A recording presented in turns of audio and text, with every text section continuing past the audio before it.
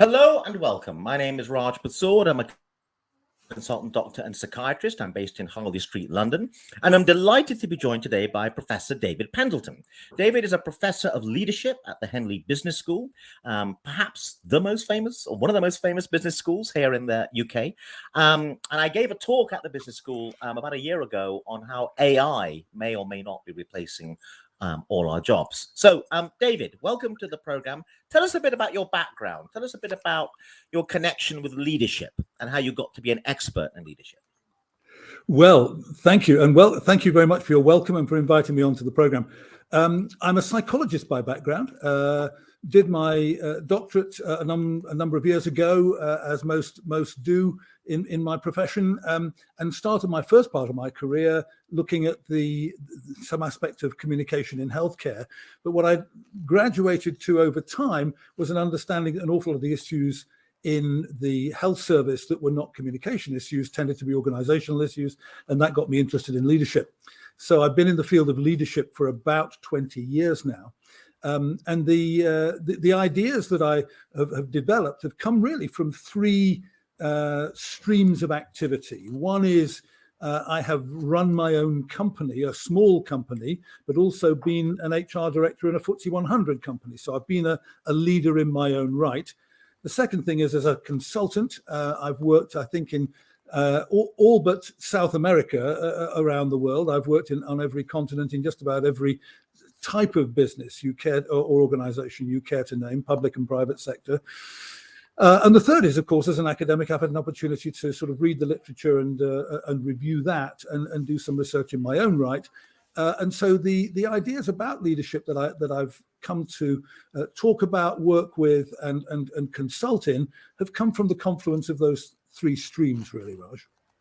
So leadership is in the news for various reasons at the moment. I mean, it's never really out of the news. It's such an important subject. I want to start with a slightly weird place to start, which is where FIFA World Cup is going on right now as we're talking. People may be listening to this many months into the future and forgotten about the FIFA World Cup. But at the Olympics, at the Rugby World Cup, we see this phenomenon whereby a team wins, and then the manager or the captain, famously the manager, will write a book about leadership, and he'll become a business guru. And companies will pay him tens of thousands of pounds to come along and give seminars or be an after-dinner speaker, where he's now an expert on leadership because he led a rugby team, let us say, to the World Cup. Now, I'm going to ask you a very, very mischievous question.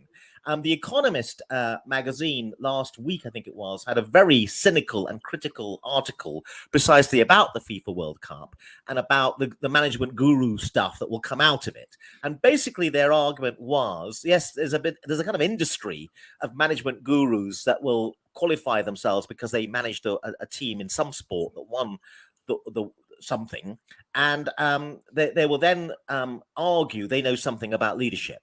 But the Economist says this has got nothing to do with leadership. Often sports victories are about sheer chance, and it's got leadership of countries, leadership of families, leadership of businesses. There's no crossover at all with being able to lead a rugby team to a World Cup victory. So what are your thoughts about that idea? Oh, they're many and varied, but I'll start with a light-hearted one, if I may. You and I have a friend in common, Adrian Furneman.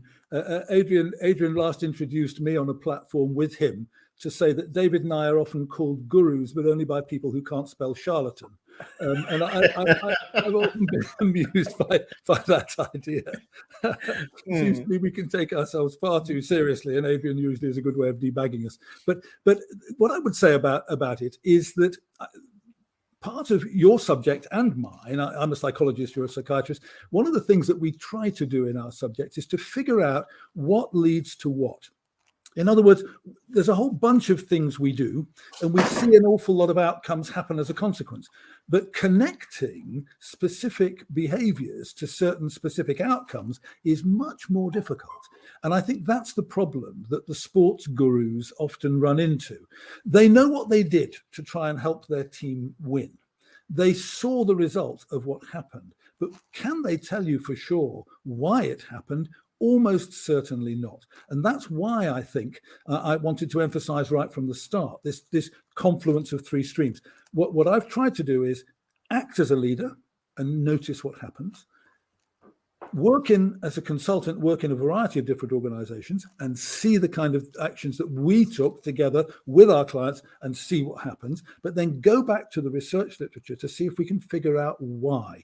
And it's usually that bit which is thinnest. So, for example, I'm a great fan of the England rugby team, and I've looked at Eddie Jones's book on leadership. And as a professor in leadership, I can tell you some of the things he writes about, there's a good evidence base for. Some of them, there's none. And so it's a very mixed bag. The problem is that dear Eddie, he knows an awful lot about rugby, but he doesn't know an awful lot about the research based on leadership. And so therefore, can he distinguish between the things that are absolutely thick ice you can stand on and walk on, or does he know where he's getting into thinner ice, or when he's actually under the water and doesn't know it? That's the problem. It's explaining why things work, where you've got to do something a bit more systematic. Now, in terms of everyone's everyday experience of leadership, there's a sense in which we experience bad managers at work, and we'll talk a bit about that, what people can do about bad leadership, because it's everywhere. It's remarkably difficult to find good leadership. But there's also a sense in which we are all leaders. And I want to talk a bit about the fact, not leaders necessarily in the grand sense of running a company, but running a family, being a father in a family. There's a sense in which you have a leadership role. And I'm interested in your views on that. And I'm going to pick a really trivial example, and you're probably going to run screaming from the room at this example. But it's about the fact that we often become leaders for a moment, and then the leadership moves on. So I was meant to be playing tennis this Monday. There's a drop-in at the Regent's Park Tennis Centre. I live near there. And about 20 people turn up. It would have been raining heavily. So I turned up, and of course, only 3 people were left. The others had gone home because it had been raining. It just stopped raining. And these 3 people were having a coffee in the coffee room. And I said, come on, chaps, let's go and play. It stopped raining. Okay. And there's a kind of leadership thing that's now happening, right? Because I'm trying to lead them away from the coffee into playing tennis. And they were all really reluctant. They all said, no, it's too wet. Okay. And I pointed outside and go, look, it stopped raining. And anyway, basically, the thing that clinched it was that the coach came along who'd meant to be coaching us and said it was too wet. And she showed us on a weather app that there was a gap in the weather. And she said, you've got a gap in the weather right now. It's going to start raining torrentially very soon. So if you're going to play right now. And funnily enough, that seemed to galvanize the 3 to get out of the coffee, and we went and played. So there was something quite interesting. I was reflecting on this, that I arrived just to play tennis, but to try and get a group of people to do what I wanted them to do, I actually was a kind of leader at that moment for a microsecond. And there's a sense in which the tools of leadership would help all of us, because we often find ourselves as a leader for a moment in a family situation or in a situation. So what are your thoughts about that? That we actually don't realize that actually leadership is important personally, even if you're not going to run a company or run a country. What are your thoughts? I thought you were going to ask me about playing tennis in the rain, but let's assume we're going to talk about leadership. My feeling is that I think that we've had an awful lot of emphasis down through the years on leaders. And I want interested in leadership, exactly as you imply, in fact, as you suggest, that at various times, anyone can take a leadership action. If you think about what leadership is, it's about creating the conditions for people to succeed. That's what I define it as. It's about creating the right conditions. At any given time, I'm not talking about the weather conditions, although that might be one of them. But what I do want to say is that if you are trying to galvanize people into action, you're taking a leadership action from wherever you are, whether you're in an organization or not, whether you have formal authority or not. It doesn't matter. Can I tell you a very personal and intense story? This is about a woman called Carol Jennings. She was driving through Nottingham, listening to the radio in her car, and she heard the Radio Nottingham doctor say, Alzheimer's disease does not run in families, very authoritatively. Carol had a father with Alzheimer's. Carol's father was one of 13 children. Yes, 13 children. 5 of them had Alzheimer's. She knew that that wasn't right. There was at least a version of Alzheimer's that does run in families. And so Carol took a decision. By the way, she's not a medic. Carol is a primary school teacher with no degree, just a teacher training certificate, and she taught very, very young children. She just took a decision right there and then that the doctor was wrong, that medical science, if that was the current state of play, was wrong. She had personal evidence and that she could invite people to come and do some research in her family. She contacted every neurologist whose details she could lay her hands on and invited them to come to Nottingham and investigate her family. The neurology consultant from St Mary's Paddington decided he would take her up on that offer, came to Nottingham, researched her family, and demonstrated that there was a form of Alzheimer's disease that does run in families. And it's intense because, is Carol proud of that? Carol can't remember that because she was right. There is a form of Alzheimer's that runs in families, and Carol is dying. And I know this is true. Carol is my cousin. She acted as a leader the moment she said, that's wrong, and I can do something because of my unique situation. I can do something to fix it. That's leadership, Raj. So, yes, I agree with you. It's very, very poignant story about the idea that actually when we're trying to make something happen, we become leaders. And I understand your definition. I'm going to challenge your definition a bit. I'm going to go, I don't know the technical words from your field, but I'm going to go with what I would call a more Churchillian view of leadership. And the Churchill as the paradigm is, here's this man who gives these very moving speeches. We shall fight them on the beaches. We shall fight them on the streets. We shall never, ever surrender. And the theory is that Churchill gets a group of people, a team UK, Team Great Britain, to unite and fight this enemy. And it's an existential threat. But what leadership in the Churchillian sense involves is getting each individual to sacrifice their personal self-interest for the interest of the team. And some leaders can do that. So I am interested that you're not picking that definition. You said to help people be successful, but who are the people? Is that because often for the team to be successful, and that means all 11 people lift the World Cup together, but that means a defender may have to pass the ball to the striker when the defender could have tried to score and get personal glory. So I would argue, challenging you a little bit, that true leadership is about helping the team succeed. And obviously when the team succeeds, each individual gets a benefit. But for the team to succeed, what a leader does is get each individual to make personal sacrifices where they put their self-interest secondary to the interest of the team. So anyway, come back at me on that point. Yeah, of course, Churchill also took the view that you shouldn't wear a hat when presenting a radio program, but let's put that aside. But I think that the other thing about what Churchill did is exactly what my definition suggests. What he's suggesting is he's saying, look, think about the task ahead. Mm-hmm. Think about how we, and that notion of we were in this together was a really big Churchillian theme. Think about how we are going to succeed. And it's not going to be by looking after self. It's going to be about looking after each other. And if that means therefore looking after the nation, then so be it. I'll tell you another thing. I've done literally hundreds personally of leadership assessments of executives from all over the world in all sorts of branches of human endeavor. And one of them, who is currently an HR director at a big FTSE 100 company, told me that before he took the job, he was a soldier. Well, in the semi-autobiographical part of the leadership assessment, I discovered that actually what he was commanding officer of the SAS. And so talking to him about leadership, I was really paying massive attention to what he was telling me.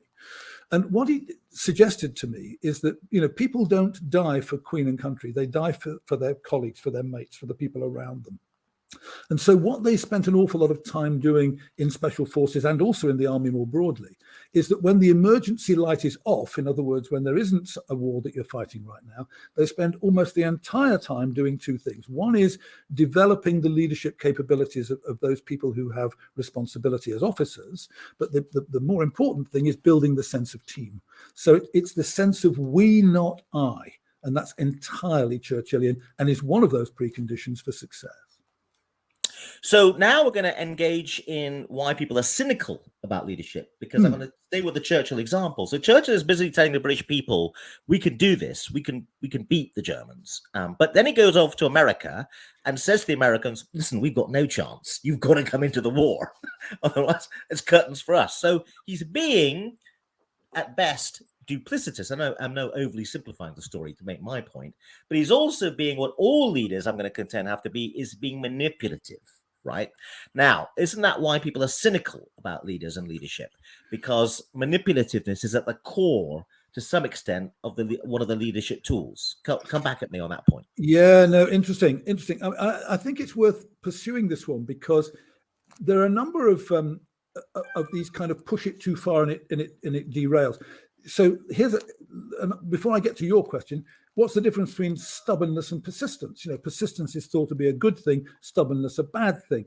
And it seems to me that stubbornness is when you've abandoned all kind of logic. There is no rationale anymore. You just can't stop doing the thing you're doing. But persistence is good, and it helps you get through. In fact, my commanding officer of the SAS told me that the thing he'd learned most in the army is how much you can achieve if you simply don't quit. Persistence. But so the example that you've cited is one where I think the distinction that we need to work with is between persuasion and manipulation. And it feels to me not disingenuous at all for Churchill to be saying to the nation, we will not surrender, and to say to America, if we want any chance of winning, you've got to join us. But we won't surrender is completely consistent with we can win, but not on our own. And in many ways, to sort of really make a leap into my beliefs about leadership, that's the thing I want to tell people in any kind of leadership role. You won't do it on your own. In other words, even leadership on its own is hard to do solo. And that's because it's a very broad church. You've got to think a little bit about the strategic implications of your leadership and the strategic predicament that your organization finds itself in, and how you're going to try and tell a story that will persuade people of a way out of that predicament or towards the opportunities that the future affords. There's an operational domain, which is full of facts and details and complexity and so on. And there's an interpersonal domain, which is about getting the right people on the bus with you and in the right places, doing the right things and building relationships that last, and therefore they will cover for each other and so on. All of that is very hard for one person to do well. And that's, neuroplasticity notwithstanding. In other words, the notion that the brain can change. It can, but it changes slowly. And if you want, therefore, to have complete leadership, what you may need to have is the ability to put the right people around you. And one of the tasks that leaders have to do is to create alignment. Now, the cynic would say, oh, they do it by manipulation. But actually, an idealist would say you do it by persuasion, involvement, engagement, and so on. There's a whole variety of non-distorted versions of persuasion that leaders do have to deploy. Well, I like your nuanced comeback to me that there's a difference between manipulation and persuasion. I think that you're right, but I think a great leader who has a philosophy will choose their words carefully so they're not being duplicitous or lying. But you're a leadership expert and you are paid vast sums of money to assess people's leadership qualities. So I'm going to ask you another mischievous question. We've had a cascade of leaders recently: Johnson, Truss, Sunak. When you hear them give their opening speech in front of Downing Street, and you see them at question time and you hear them being interviewed on the TV, are you forming a judgment about whether they're good leaders or not? And what are you looking for? What are the clues that you're looking for that predict for you how the next few years are going to pan out in terms of their leadership? I think it's easy to overgeneralize from that set piece. Normally, what I'm interested in listening to there is there any acknowledgement of the true predicament that the country knows itself to be in? Or is it gloss? Is it surface skimming? Secondly, how often do we hear I and how often do we hear we? In other words, leaders have to understand that they've got to get their own egos under control in order to put the right people around them, because they've got to admit what they bring and what they need from others. And the third thing is, I want to know, do I agree with the intentions that they're setting out? Now, none of that will tell me unequivocally, are they likely to succeed? My sense with Liz Truss, and it's easy to be wise after the fact here, but my sense at the time with Liz Truss was, I wonder if you're not sort of taking account sufficiently of the complexity of the situation that we find ourselves in. I'm wondering if therefore time isn't going to prove to be your enemy. And it turned out that was the case, but only I know that I was thinking that at the time. But none of that, I think, is going to be very predictive at all. However, I do believe that there is a different time scale over which you can start to make judgments. And it's the one that the Americans talk about a lot, which is the first 100 days. Wouldn't Liz have loved to have got to 100 days rather than not even quite making 50? But the first 100 days, I think, does begin to tell you what's the sense of urgency, who are they putting around them, what's the sense of team, how aligned do they look, where are they starting the journey, how complete is the map that they've set out for the journey to follow, and so on. I think that the speech outside Downing Street is probably little more than window dressing, but the first 100 days might be quite predictive and helpful. And of course, the problem with the speech outside Downing Street is maybe not even written by the Prime Minister. It's written by someone else, and the Prime Minister just goes through it and approves it. But I want to stay with one of the key things that we've got, which is facility with language and the way people speak, because that's kind of what we've got most of the time when we see them in action in parliamentary questions or being interviewed on the TV or giving a lecture.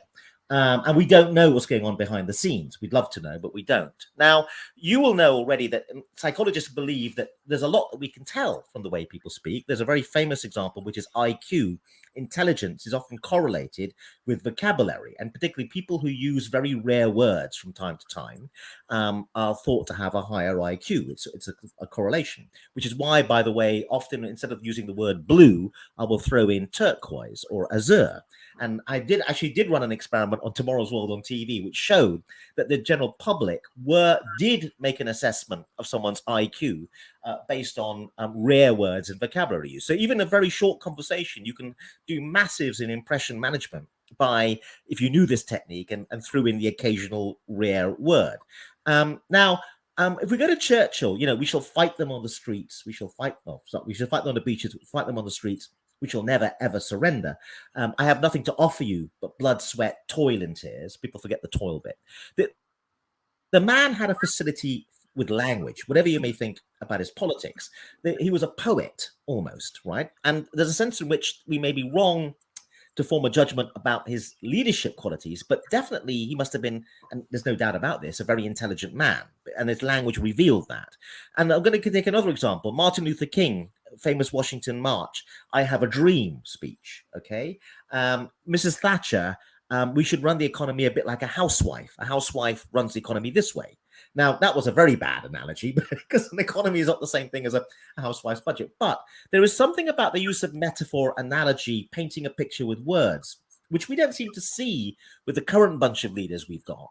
But I think there's something there, I'm interested in your opinion, that tells us something about leadership, not least because at least it's persuasive, or it's someone who is emotive and can actually manipulate the emotions of the listener, which is one of the things that leadership is required of leaders. But anyway, what are your thoughts about what I'm driving at? The facility with language, the ability to paint a picture, metaphor, analogy, the I have a dream speech. Does that tell us something about leadership? Yes, it does. But I'm going to just hark back, if I may, just a moment to the set speech outside Downing Street. You can't tell much from that for the very reason that I want to just re-emphasize that you made. Someone else has probably written it. And the other thing is that people have had an awful lot of time to look up the right words, to make sure that they're using the right words and so on. But if you have a conversation with someone which is much more casual, the sort of judgments that people will make of you and me, terrifyingly, Raj, because we're not scripted now, our use of language, our choice of words is going to be much more revealing. Because in a sense, we're not so well defended or prepared for the choice of each syllable, let alone each word.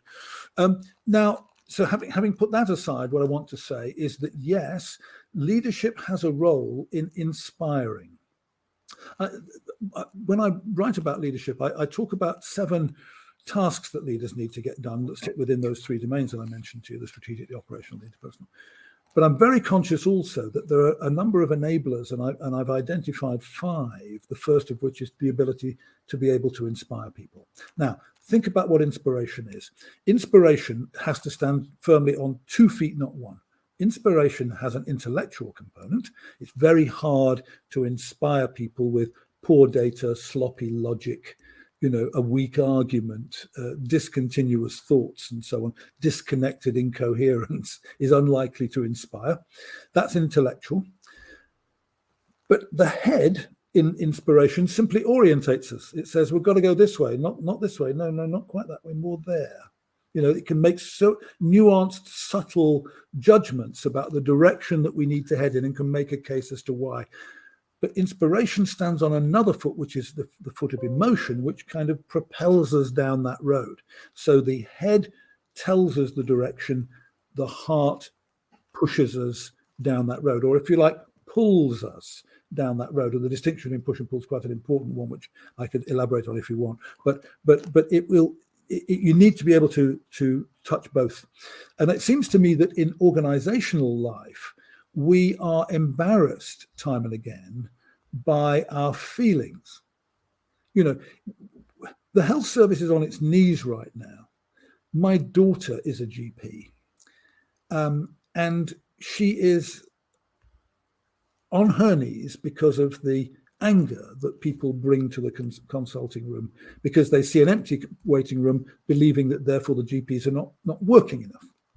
The truth is that they're still trying to practice infection control, and so they're really trying to make sure that crowds don't gather in those waiting rooms as they used to.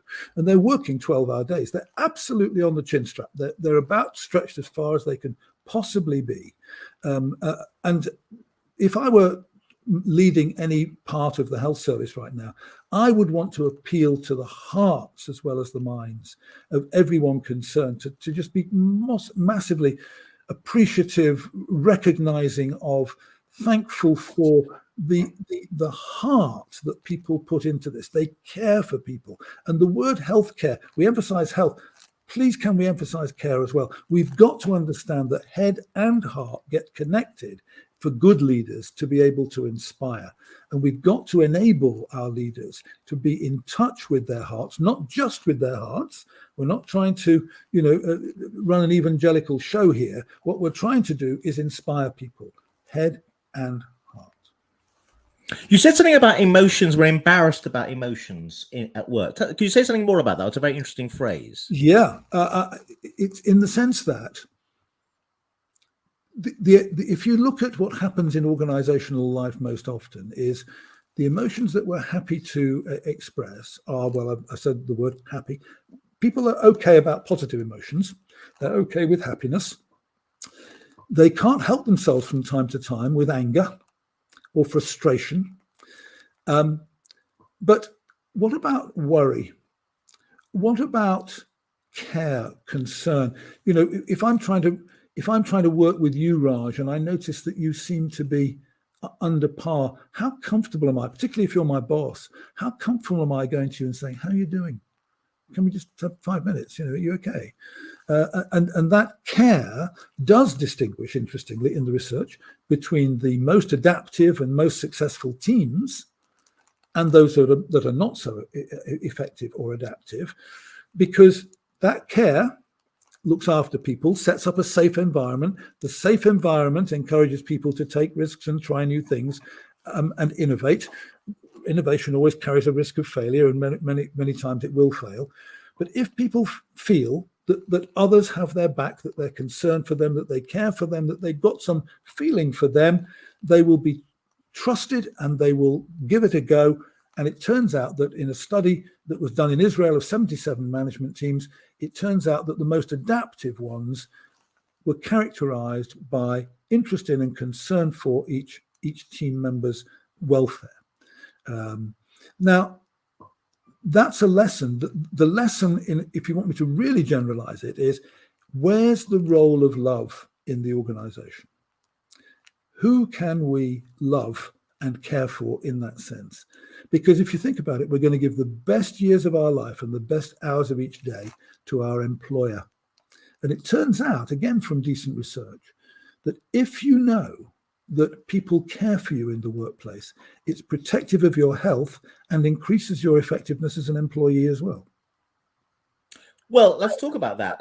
So you will talk in a rather direct way, and you must come back and challenge me about your daughter's a GP in the health service. So there's a problem. Leadership can flower when people have the freedom and autonomy to act independently and make leadership decisions. In an overly regulated, very heavily regulated area like the health service, it is very difficult to be a leader. So there's a problem with over-regulation, which inhibits freedom. The other problem, and I'm going to bang this drum a little bit, which is that your daughter may care brilliantly for her patients, but if she doesn't fill out all the paperwork and tick all the boxes on the computer screen, then someone somewhere will come down on her like a ton of bricks. And she'll get clobbered because the paperwork wasn't filled out correctly. I was sitting at my GPs in the National Health Service many years ago, and she's a brilliant GP. And she said to me, she's very worried about the Care Quality Commission inspection that was about to happen the next day. And I said, why are you so worried? And she said, well, we're going to fail because, we haven't got this, we haven't got that. And all of it was administrative rubbish to do with, was there a disability ramp up this room or that room or whatever? It had nothing to do with care. And one of the problems is that identifying the essence of what is a great teacher at university, for example, all these things are difficult to measure. And in an overly regulated, overly bureaucratic system, only what is measurable, only the tick box exercise has any purchase, has any currency. And that strangles the ability for all these intangibles you're referring to, which are actually the most important thing, the love, the care, what's an education is an intangible thing. Those things are getting strangled. And that's why systems aren't working. What are your thoughts about that? If you want to do one of these programs about the purpose of the health service, I'm about to start a project on that. I think we need a national debate about that. Let's put that aside for a minute, but let me pick up the leadership issues. In order to bring out the best in people, if I could give people a few sort of really simple, straightforward pointers, the first thing I'd say is make clear the purpose that we're all trying to serve. Let's get really clear about that. So at the university, I spend an awful lot of time at the business school here working on executive education. I believe that what's distinctive about coming for executive education to a business school is that the business school will be aware of that third stream of activity, i.e. the research activity, what's happened and been published and been tested, and we know we can stand on it because we understand the dynamics around the ideas. What you'll get from most consulting firms is limited research, and what you'll get is some bright sparks, great ideas. And maybe someone who has been there and done it, got a few T-shirts and want to tell you how they did it. Yeah, that's the sort of Jack Welch approach, as it were. I am very clear that in our executive education programs, one of the purposes that we need to serve is to help people understand what's gone before and been tried and tested and how, and what's failed the tests and what's passed them, so that we can give them something firm. I'm clear about that purpose. The second thing I want them to be clear about is the values that guide our actions. Purpose and values. Now, in a world which is rapidly changing, and ours is, in a world which is changing largely unpredictably, and ours is, there are many times that you may be stuck with kind of improvising action that you've not really fully thought through. But the clearer you are about your purpose on the one hand and your values on the other, and I mean, I don't mean the things that we hang on a plaque on the wall that say these are our values. I mean the real values that really do guide us. The clearer you can be about those two things, and the clearer you can be about that to everyone who works with you in your team, in your organization, whatever, the more autonomy you can give them. But if they step outside of those two things, if they want to pursue different purposes or with different values, that's when we have a boundary problem and maybe even an inclusion problem. And by that, I'm using a euphemism, they might need to go. But I agree with you the more autonomy we can give people, the more they like it and the more we bring out the best in them. In fact, there's some good neuroscience research that says exactly that. A woman called Hilary Scarlett has put together the acronym SPACES that talks about if you want to get people in the right possible frame of mind, you need to think about their self-esteem, their purpose, their autonomy, the level of certainty they work with, the equity in the organization, and the social connections. SPACES is the acronym. And autonomy turns out to be one of those vital few ingredients that bring out the best in most people most of the time. But the precondition for getting autonomy is agreement, buy-in, alignment about purpose and values. Okay, so in the health service, for example, I'm hearing always about the waiting time to be seen by a doctor in casualty and the waiting list before you get your hip operation. As a doctor, I'm very cynical about that because the issue to me is you may wait 4 hours to see someone in casualty, but what's the quality of the care you're getting at the end of the 4 hours? Okay. If you're getting brilliant care after 4 hours, that may not be so bad as opposed to waiting 2 hours and getting crap care. Why they're parroting the 2 hour, 4 hour thing? Because it's measurable and it seems to people it's giving an indication of what's really going on. It's not at all. If after 4 or 5 hours or whatever, the care is crap, that's the key thing. I mean, the only way leaders can get a sense of that is to walk the shop floor. If they're just relying on the statistics coming in, where they don't go to the casualty department and see the chaos on the ground. And in my experience, I'm going to say something very mischievous and politically incorrect, of leadership in the NHS was we never met the managers or the leaders on the shop floor. They never came to the ward round.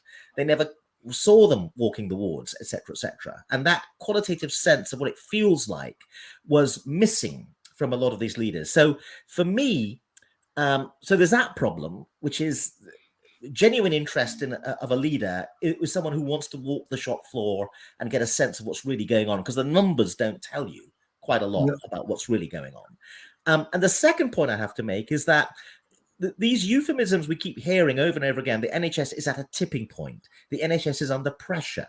Look, the reality is NHS just doesn't work in some places. It actually has collapsed, okay? But no one's willing to say that. And again, you can't get great leadership when no one's willing to be honest. Now, a famous philosopher, economist, Hayek, said that something, he was a very right-wing economist, admittedly, that when you have a state-run system, because it can't work, because he was a right-wing economist, what they spend a lot of time doing is moving away from trying to make the thing work. And you saw this in East Germany and Communist Russia, into public relations. They spent a lot of time trying to convey the idea the system's working. More and more of the resources of the organization get into the picture they project to the outside world, whereas on the inside, it just gets worse and worse. So again, what are your thoughts about some of those ideas that the numbers don't tell us the story? People are not being honest, often in a state-run system, and they don't walk the shop floor. What are your thoughts? I mean, I could very, very quickly answer yes. I agree with that. I wouldn't completely dismiss time, may I say. That in some conditions, time is an indicator of quality. Okay. I had septicemia. It was progressing up my leg. If they hadn't got the antibiotics into me quickly, I'd have died. Very simple. Yeah, no, I accept that point. Yes. So waiting for the doctor to get around to me was a matter of life and death. So it was an indicator of quality. But I take your point entirely, that it's very tempting to measure the things we can measure and manage the things that we measure, and therefore we end up managing only the things that are not just measurable but easily measurable. We know from the world of experimentation that you can devise measures of all sorts of things, but if they're costly in themselves and complex in themselves, people won't use them. So we tend to manage the easily measurable. Secondly, you make the point very well, I think, and I agree with it, that in order to lead people well, you've got to be close to what they're doing. I talked about inspire being one of the enablers. Another one that I would argue is critical is the notion of reinforcing people for doing things that are good, that are the right things. In order to be able to do that, you've got to be close to what they're doing. You can't do that from a distance. And it seems to me that the moment you start to dig into what we know about leadership, the more you then start to challenge what is common but poor practice. So another thing we see in the health service quite a lot, and in regulatory authorities as well, which again, I'm often in my writings very critical of regulatory bodies, is you see people who are leaders leading a regulatory authority, let's say, and their background is nothing to do with the thing they're regulating, right? Let's take healthcare. They never ran a hospital or never were in a hospital or have no degrees in medicine or in healthcare, yet they seem to be appointed as leaders. And often the career pathway is through the civil service in some sense. And there's some political reason in the background that explains why certain people seem to end up running the health service, despite the fact they have no background in the thing in itself. What are your thoughts about that? Do you think it's really important that people really have a background in the thing? Like your SAS guy, I suspect didn't come from Deutsche Bank. He came up through the army, right? Absolutely. So what's your sense of the notion that what you're looking for is some track record in the thing in itself? Because increasingly we see that in a lot of areas in public life, that someone is running something and they got nothing to do with the thing itself. In their background. Look, it's a very tempting, in a sense, simple argument, isn't it? In order to lead X, you've got to know something about X, whatever it may be. And yet, Dame Sharon White is leading, is it the John Lewis Partnership, and she has no background in retail at all. But maybe she's good as a strategic thinker. Maybe she's good at bringing out the best in people around her and so on. I think there is a confounding factor here, Raj, and it's simply this. If you've got a kind of dominant leadership style, you'd better know an awful lot about what you're talking about, because you're going to place yourself as having a monopoly on wisdom. And it's a very dangerous position, however much you know about a particular topic. It's a very dangerous position to be in. Why? Because the world is moving fast and it's moving unpredictably, and the size and the challenge of issues is increasing. So as a consequence, however much you know about X, if you're going to lead an organization that does X, you're still going to have to listen to other people with different points of view. The second thing I would say is that if you do have the ability to invite alternative points of view and you can lead a decision-making process, then it may be that you don't have to bring the detailed background in the subject that you're trying to get decisions made about.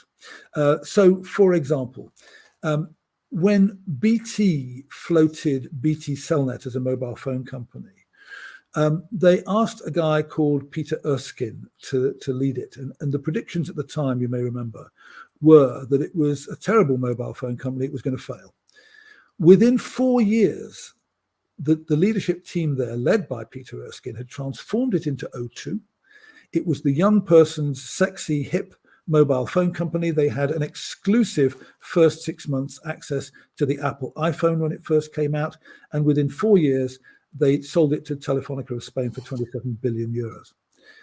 It was the most extraordinary, successful, I was going to say turnaround story, but it was almost a kind of rescue story and then a turnaround story. And Peter Erskine, I got a chance to talk to a lot about this because I was doing a bit of work with him at the time. And he came to Oxford to make a presentation just after the 27 billion sale to Telefonica. And one of the things he said that completely shocked everyone was, "I'm not a strategist."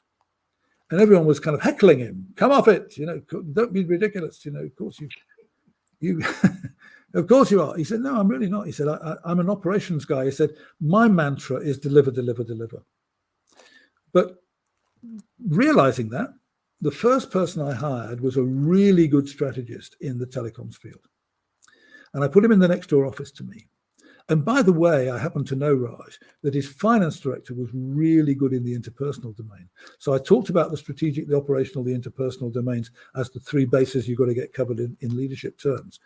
Peter was the operations guy. He appointed a strategic thinker. He also had in his finance lead someone who was brilliant interpersonally, who incidentally followed Peter Erskine as CEO after Peter stood down. The point is, Peter didn't bring strategic thinking and clarity. He brought the implementation of great strategic thinking and the enablement of a great strategic thinker. So can you see where I'm going with this? What I'm trying to say is, if you're the world's authority on X and you're going to lead an organization that does X, I think you're at great risk of trying to be a solo practitioner, of trying to be the hero leader with a monopoly on wisdom. That's really inadvisable. Okay, well, let's talk about a man that's in the news a lot at the moment. I know we're not really allowed to directly comment, but Elon Musk is very much in the news at the moment and seems, I mean, after all, the guy's got this amazing track record of creating companies from nothing that, are become the biggest companies in the world. And Tesla, for example, has transformed the car making industry. And now he's taken over Twitter. And the sense we get from the outside, how much do we know about what's really going on, is that he is a bit like this kind of leader who is not surrounding himself by a group of people from which he takes lessons, that he's giving out the lessons. And there's a sense in which he has enormous authority given his track record, but I suspect from what you've just told me, you would think there's a grave danger of this kind of leadership falling over because of this sense of messianic belief in their ability. But what are your thoughts? I think that there are, at any given time in the world, a small subset of people with extraordinary ability. Steve Jobs is one, I think. I think Elon Musk is another. But what's their extraordinary ability in? I think it's an imaginative capability. It's imagining how different things could be if only we could do A, B, and C. If they've then got the ability to make A, B, and C happen, then they can translate that imaginative understanding and insight into action that has remarkable consequences. I don't think it's a very common attribute, because I think people talk about, what's your superpower? Well, I haven't got any. I don't know about you, Raj. I haven't got any. But I'm reasonably able in a couple of things. But I think that a few people might have a kind of, almost on the edge of a kind of an extraordinary gift. And I don't want to knock it, but what I don't want to do is overgeneralize from it. So, for example, Jobs had an ability to inspire technologists, but his leadership and management style, by all accounts, was brutal, not enabling in any way. It was domineering rather than leadership. But the world forgave him because he gave us, the Mac, the iPad, the iPhone. Interestingly, Apple has been more profitable since Jobs left and actually shuffled off this mortal coil. It's had greater growth since Jobs than with Jobs. So there's some other ingredient which is about getting the best out of people, teams, and organizations, which I think Jobs didn't have, but he had this amazing ability to conceive of what the world needed without having to resort to focus groups or numerate research. So we're running out of time a little bit, but I want to challenge you a little bit on one aspect, which is I, as a doctor, am talking to you because I'm very interested in the fact that doctors are increasingly being called upon to be leaders in the National Health Service in particular. And there is some research evidence, I think, from private hospitals or hospitals across the world that finds that if the hospital is being run by a doctor, it tends to be slightly better run than if it's run by someone who isn't a doctor. But the trouble is, doctors have an arduous training, and doctors who love the practice of medicine don't want to go into management. And then they complain when they're being managed by non-doctors, because medicine's a very complex thing. And most doctors, arrogantly perhaps, will complain that the manager who's not got a medical degree doesn't understand the thing that they're attempting to manage. So we've got this tension. My experience, and I'm going to say something very rude and mischievous now, is that the doctors who are attracted to management, I'm going to say something very going to land me in trouble, aren't necessarily very good doctors. Because if you're a very good doctor and you love what you do and you're a brilliant surgeon and the patients love you, Why would you go into management? It's the people who go into management are often the people not finding the practice of medicine very rewarding. So what about that tension? Because you said earlier, and I take on board what you say, that you don't have to have a background in a thing to manage it well. But when something is very complicated, like medicine, for example, and doctors often sit around and bitch to each other about, who's actually good in medicine and who isn't. And it's a very, very difficult thing to identify. And I trust when I'm talking to other doctors that we do know who's really a good doctor and who isn't. And the patient has to rely on us for recommendations. But what about this problem, which is if you're really good at the thing, this is an academic life as well, you don't want to go on to be the vice chancellor of the university, right? Because you're good at the thing. You want to publish research. So you end up being managed by people who know nothing about the nuance or the difficulty of teaching students or doing academic work. There's this constant tension in any complex task between the people who are really good at it, don't want to do management, and the people who want to do management of it aren't very good at it. Do you agree with that tension? Or what do you think? It's very interesting. I was at a dinner at one of the medical Royal Colleges last week, and a former president of that particular Royal College came up to me and said, anyone who wants to go on a leadership program should be excluded from any leadership opportunities. Right. So, and I get your point. It's the popular version of those that can do, those that can't teach, isn't it? Or if you're Raj Persaud, then you say those that can do and those that can't manage. Then and they prove that they can't manage. But the point is that you need to have real respect for the capabilities of the people that you're responsible for leading. And you need to have an understanding that leadership is not about giving people instructions. It is about helping them set direction. It's about making sure that we have alignment between us. It's about building relationships. It's about making sure that there are decent plans in place to stop people spinning their wheels or wasting resources and so on. It's about facilitating teams and then ultimately understanding that day to day, moment to moment, you've got to deliver results. Now, what have I done there? I've just talked to you around the 7 leadership tasks that I think that we've got to enable people to do. The second thing I'd say is that, so we need to understand what leadership is and what it requires. And I think a lot of people don't have that understanding. I think the second thing I'd say is that my SAS commanding officer was in the army for 17 years. He had never had an evaluation that was less than the best evaluation in the army at the time. So when he came out of Sandhurst, he won the Sword of Honor. He was the best. He was the best of the best of the best.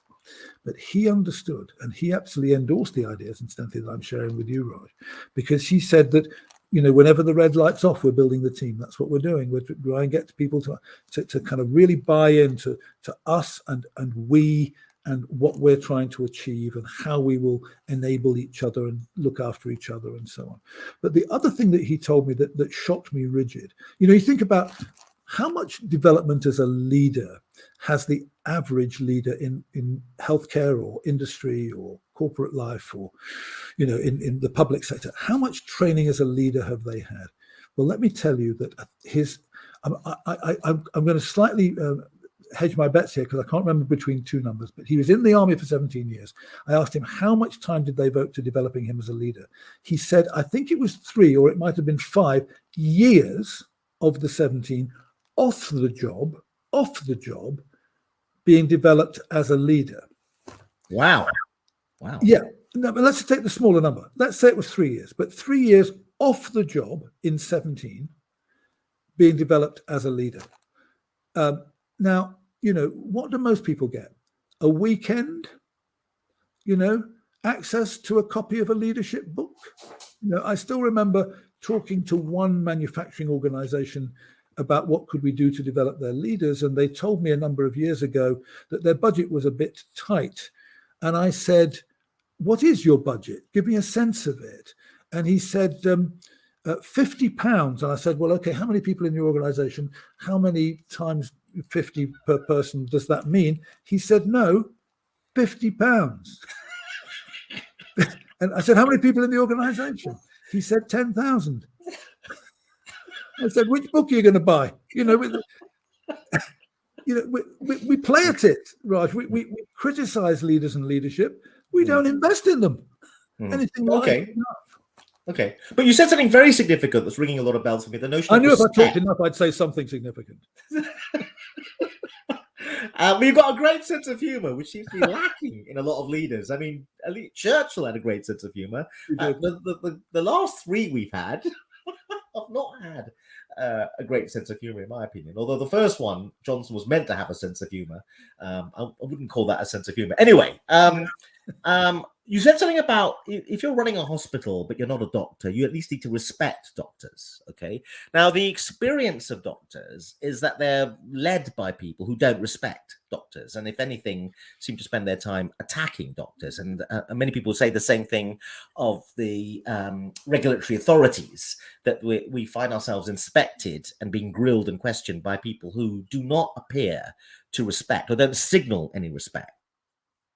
They seem to assume you're a serial killer unless proven otherwise, or you're incompetent, or you're busy cutting corners and killing your patients unless proven otherwise. So there is a problem, isn't there? You will know that many academics feel the same way about the way they're treated by university administration with the teaching workload and so on. Is there a tension between the notion of an organization on the outside appearing efficient and the pursuit of efficiency and the pursuit of respect by let's say the people who run a hospital of their doctors? Because doctors complain that the leaders of hospitals who aren't doctors don't respect doctors at all. I suspect your daughter, who's a GP, would have complained about a lack of respect from, although she's an independent practitioner who are independently contracted to the health service. GPs are different to consultants in that sense. There's a sense in which she has to deal with leaders in the health service at some point. Anyway, what are your thoughts about that point? That this respect thing is a big issue for some reason. The study published in the Harvard Business Review of 2007 by a woman called Porath, who talked about the effect of respect. And I'm not going to be able to remember the numbers, but it has the most extraordinarily strong impact on all sorts of aspects of people's orientation to work, their productivity, their sense of well-being, their commitment to the organization, even their health. And yet, 50% of the people in her study complained that they didn't get respect. And how much does it cost to show respect? Literally zip, nothing, nada, not a single penny. So there's a little puzzle there. So as a psychologist, or maybe you as a psychiatrist ought to analyze this. I believe that what's going on is that leaders who are under pressure cope with it for a while, but we know that if that goes on for too long, they experience collapse. And what that does is it collapses them in on themselves. That I'm now no longer concerned about you. I'm concerned about me. I'm concerned about the pressures on me, not on you. I'm concerned about the work I do. And did I do a good, decent job today? Not you, and whether you did a decent job today. And that sense of being collapsed in on by the world around you is, I think, at the heart of an awful lot of this. So if we ask people to be psychiatrists or counselors or coaches, we give them supervision. But by supervision, what we mean actually is support. It's that kind of supervision. Whereas I think most people in leadership roles don't get anything like enough of that. There was a study published by Gallup that literally 100% of the sample said that they had worked for an intolerable leader. And I think it was 70% of the sample said that they would take a pay cut if they could work for a different boss. And so there's something non-sustainable about that. We need to get to the bottom of it. But what we've got to do is to create workplaces in which people are supported as well as challenged. We've got to understand that challenge and support are not at opposite ends of a continuum. They are orthogonal to each other. You can maximize both. And if the world itself is intrinsically challenging, then the role of the leader is to provide the support that allows people to sustain their energy and effort in that challenging environment. Well, Professor David Pendleton, we're rapidly running out of time. You've written some books with Professor Adrian Furnham, who taught me as a student. Tell us a bit about your most recent book, and tell us a bit about some of the books you've written with Adrian. You get a chance to plug your books now in the last minute. Oh, well, that's wonderful. Well, the book is called Leadership. It's got 3 editions, and the latest edition is called Leadership, No More Heroes. And I've been trying to talk about this notion of leadership in the plural. It's not so much how to lead teams as how to get teams to lead. And that's rather important. The other one that I did in lockdown and published in 21 was a book called Work-Life Matters, which was not with Adrian, but with a couple of other authors. But I'm the first author in both cases, so if you look them up, if you follow my name, you'll find them. But Work-Life Matters is all about, not about work-life balance, because I find that a sort of nonsense concept. Work is an important part of life, and people who lose their work, they sort of lose their marbles as well, and their health and so on. So what I'm trying to do is to get that shifted around through 90 degrees to say, how do we create balance in our work life? In other words, in our life at work. And both of them, therefore, are ultimately about leadership. But the one is called Leadership, No More Heroes, and the other is called Work-Life Matters. Well, thank you very much, Professor David Pendleton. Thank you very much indeed for talking to us today. Thank you. Pleasure. Bye.